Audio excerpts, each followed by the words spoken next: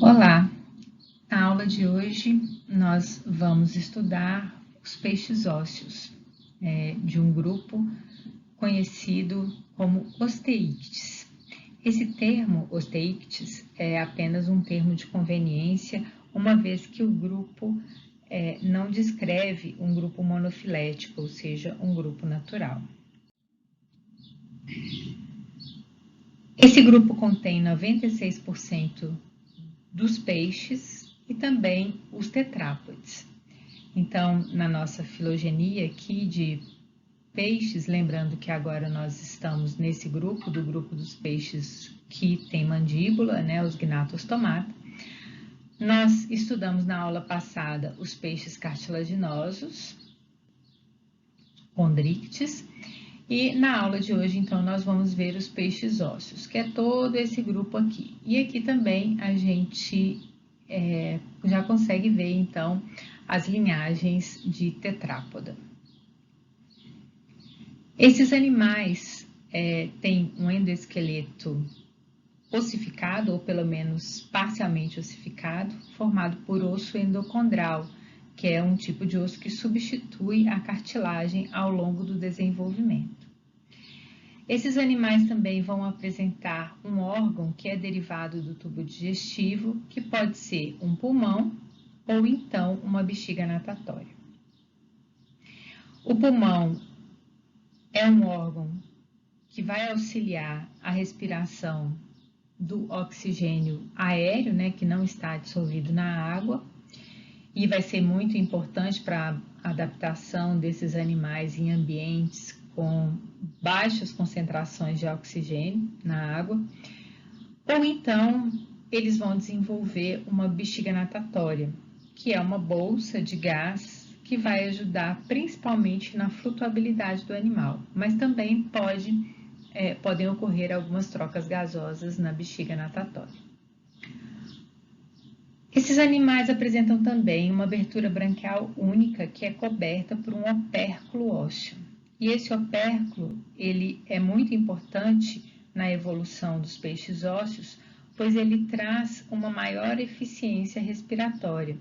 O opérculo, ele cria uma pressão negativa ao se movimentar, né, e impulsiona, então, a água através das brânquias, fazendo com que a movimentação da água pelas brânquias seja mais eficiente.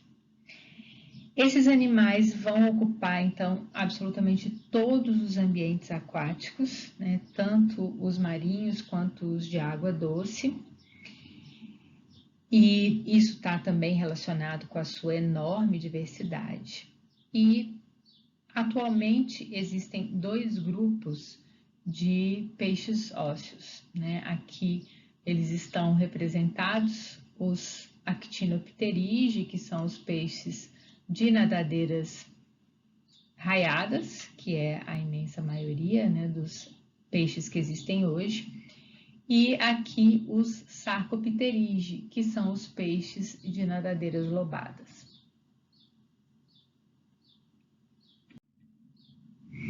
Na nossa pizza de vertebrados, vejam que os peixes ósseos representam uma enorme fatia, né, quase a metade aí de todos os vertebrados, sendo que a maior parte são os peixes de nadadeiras raiadas, né, os Actinopterygii, e aqui tem uma pequena fatia dos Sarcopterygii.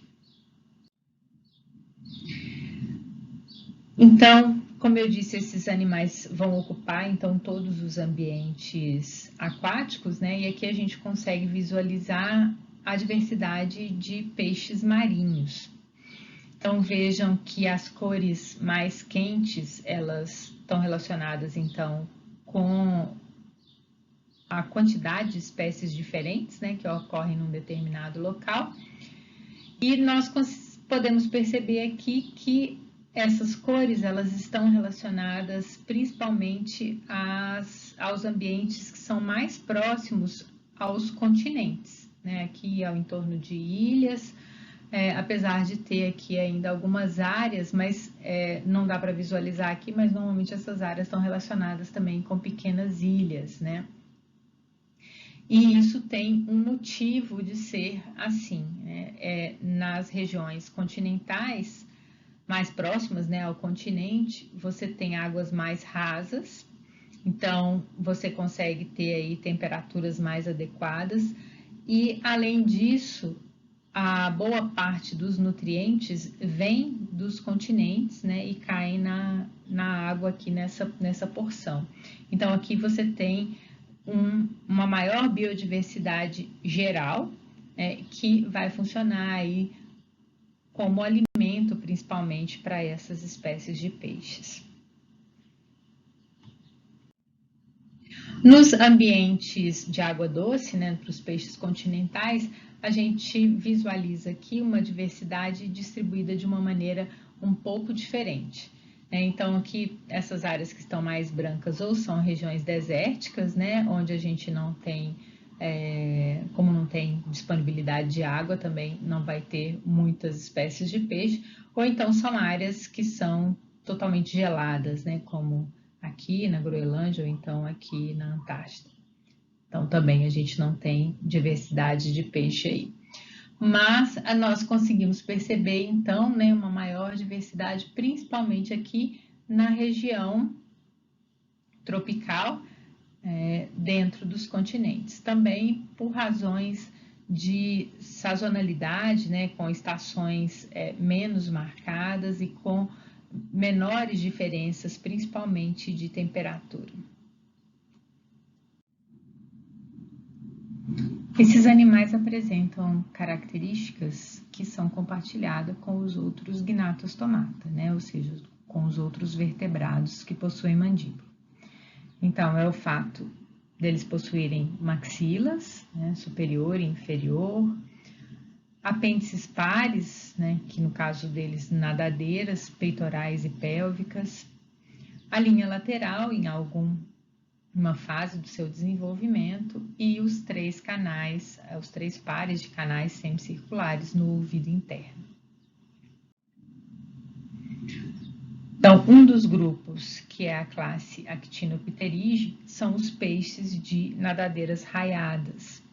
Então, vejam aqui a estrutura da nadadeira e essas nadadeiras elas são suportadas por raios, né, que são elementos ósseos que vão dar a estrutura para essas nadadeiras. Então, os peixes ósseos modernos, né, as linhagens mais recentes de peixes ósseos, pertencem à classe Actinopterygii e essa é a classe que forma aí o maior grupo de vertebrados, com mais de 27 mil espécies.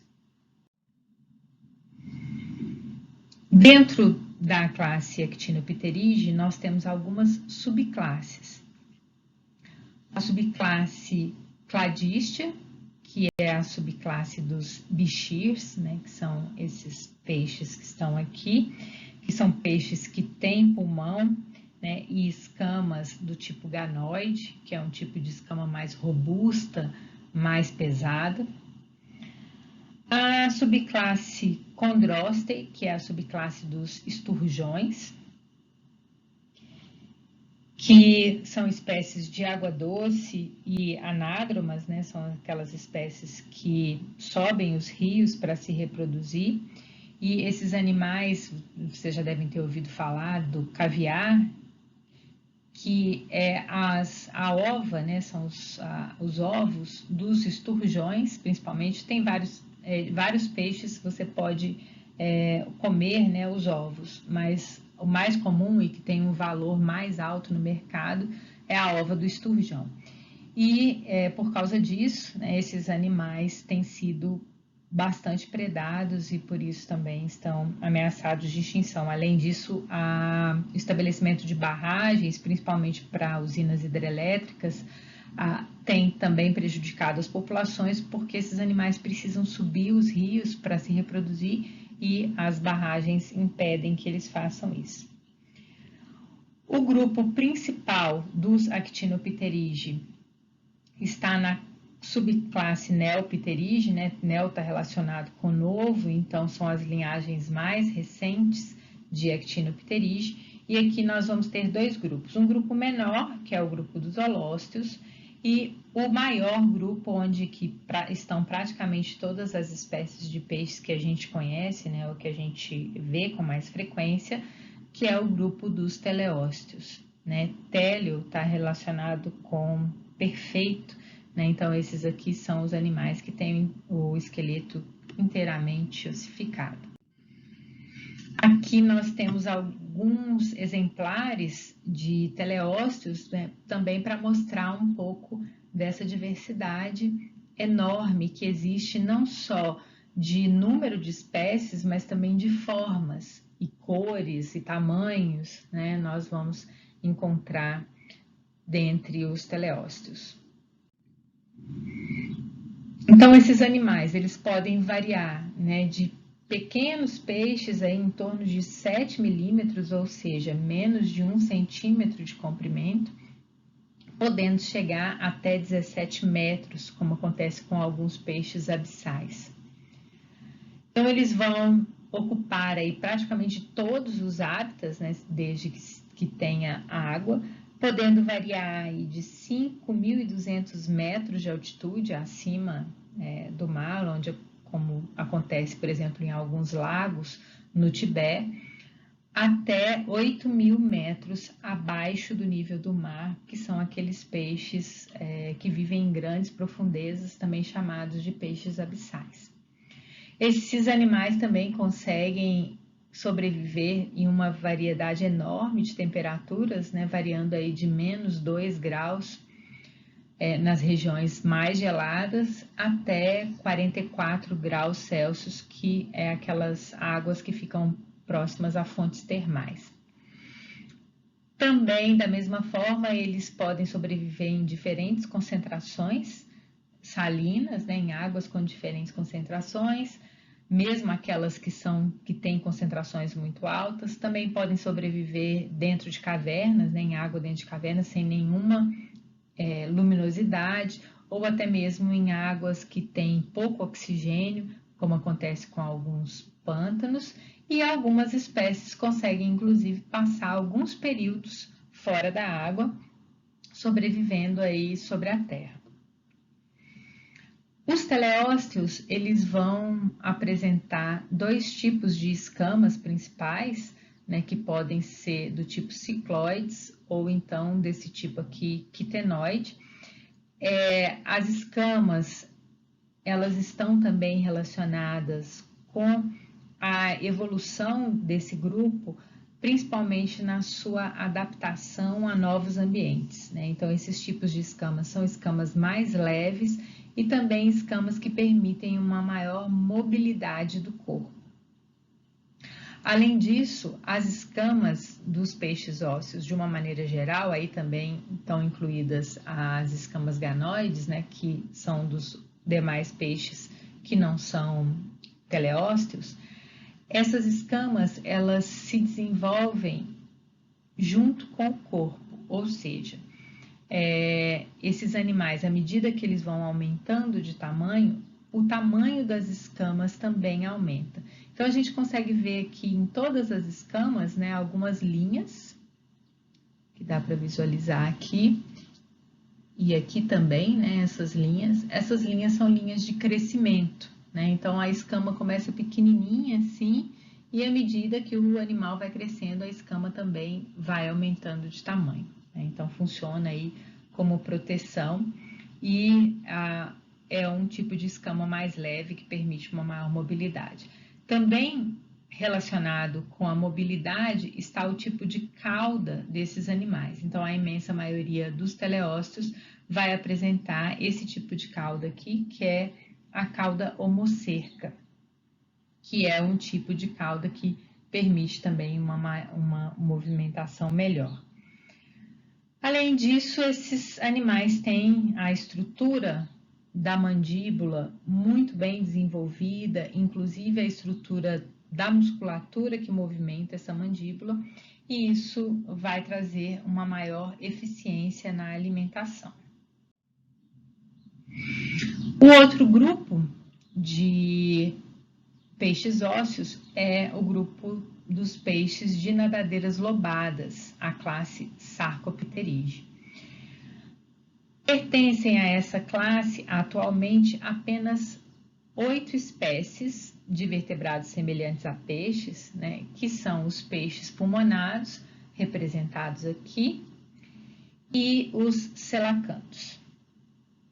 Além disso, a classe Sarcopterídea inclui também o grupo irmão dos vertebrados terrestres, né, ou seja, dos tetrápodes, que são estes daqui, né, o grupo dos Rhipidistia. Com relação aos peixes pulmonados, então, nós temos 3 linhagens principais, uma em cada continente. Então, temos aqui os peixes pulmonados do continente australiano, do continente africano e do sul-americano, que é apenas uma única espécie.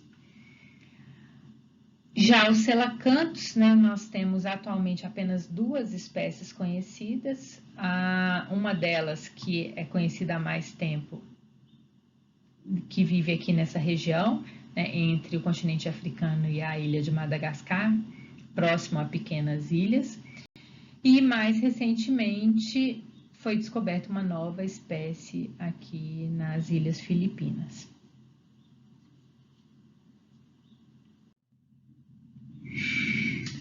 Com relação à locomoção, os peixes ósseos, eles têm uma locomoção muito bem desenvolvida, apresentam os mesmos pacotes musculares que nós tínhamos visto já nos peixes cartilaginosos, né, com aqueles músculos, pacotes, né, em forma de W, que fazem com que o corpo se movimente lateralmente, e a natação é uma forma, né, de locomoção econômica, né, tá aí dentre as formas de locomoção, é a forma mais econômica, que exige menos energia, e isso é facilitado, então, por esse tipo de musculatura, por uma musculatura bem mais forte, localizada aqui na região do dorso, e além disso, a cauda, que vai auxiliar aí principalmente na propulsão, fazendo com que eles consigam se movimentar bem, né? Isso vai variar um pouco dependendo do tipo de animal, né? Por exemplo, as enguias, que têm um corpo muito alongado e uma cauda relativamente pequena, elas tendem a movimentar o corpo inteiro durante a natação. Só que por causa desse formato do corpo, elas acabam tendo uma força de arrasto, né? Ou seja, o corpo ele dobra demais e por causa disso a locomoção delas não é muito eficiente. Já as trutas, que têm um corpo menos flexível e por causa disso movimentam principalmente a parte posterior do corpo, né? Apenas ali na região da cauda, elas conseguem então se movimentar com mais rapidez, né? As trutas estão aí entre os peixes mais rápidos que existem. Com relação ao comportamento alimentar, por causa da evolução da mandíbula, nós podemos encontrar nos peixes ósseos vários tipos de comportamentos diferentes.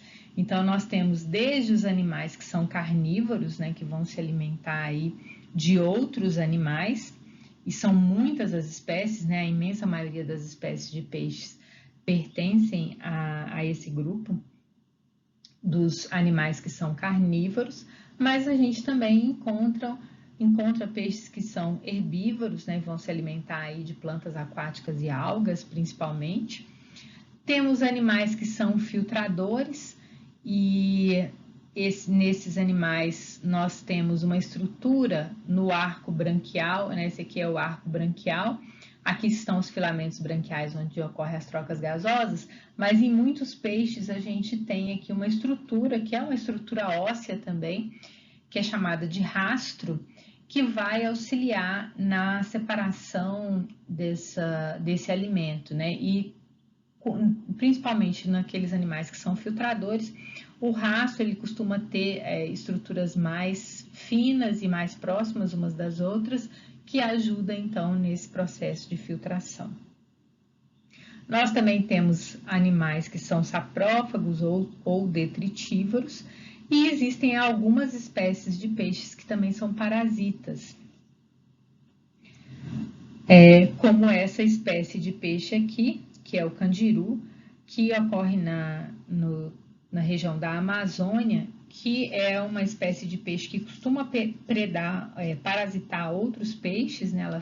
Eles ficam dentro das brânquias de outros peixes, mas que às vezes também parasita seres humanos, né? Essa espécie de peixe, ela consegue penetrar no canal da uretra de seres humanos e parasitar ali, se alimentando do tecido dentro da uretra e também alimentando de fluidos corporais, principalmente sangue.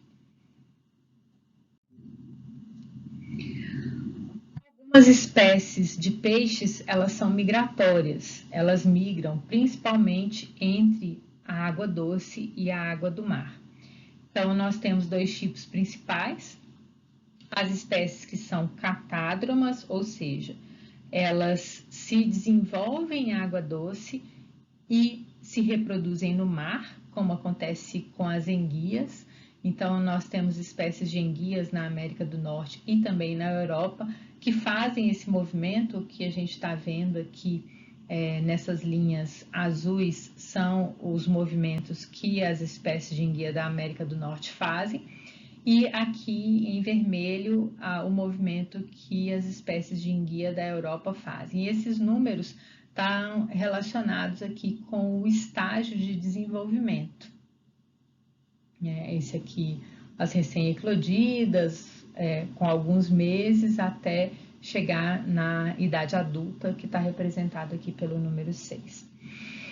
E também existem aquelas espécies que são anádromas, que a gente viu, inclusive, lá com os peixes agnatas, né, que tem algumas espécies anádromas, que são aquelas que vivem a fase adulta no ambiente marinho, mas que migram, né, nos rios para se reproduzir.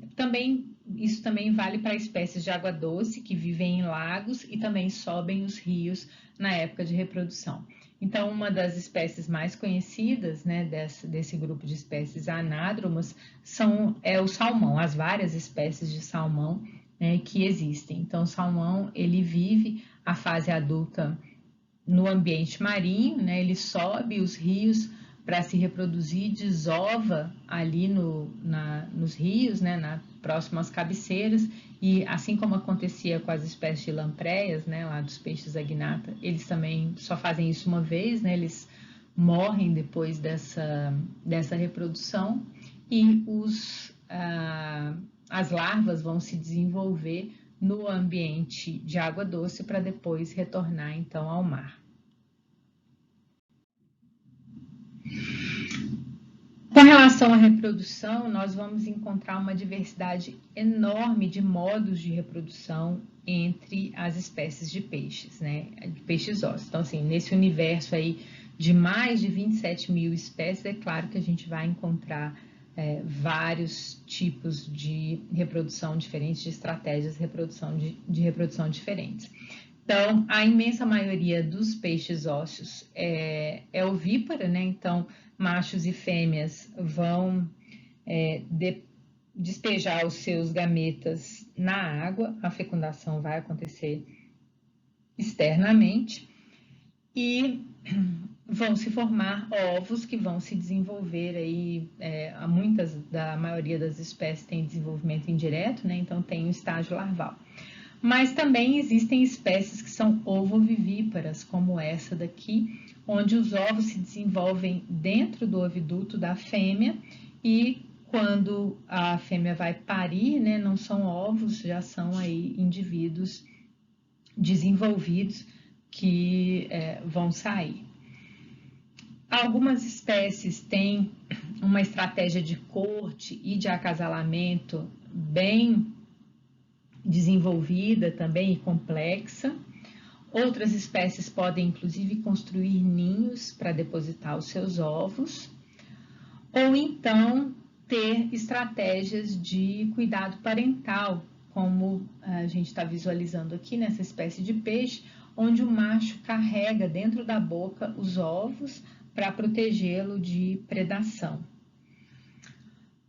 Algumas espécies podem ser hermafroditas, podem ser hermafroditas sequenciais, como acontece com os peixes papagaio e os peixes palhaço, onde inicialmente eles são de um sexo, né, desenvolvem o testículo ou o ovário, aí depende, né, no caso dos peixes papagaio, eles primeiro são fêmeas e depois, mais tarde, eles se tornam machos, e nos peixes palhaço é o inverso, né, primeiro eles são machos e mais tarde, na sua idade, eles se tornam fêmeas, que estão os peixes palhaço.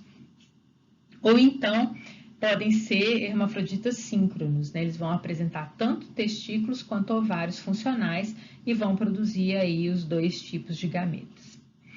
Algumas espécies, como por exemplo o cavalo marinho, pode ter gestação feita pelo macho, né? Então a fêmea ela transfere para o macho os seus ovos e o macho vai fazer essa gestação para depois parir aí os filhotinhos.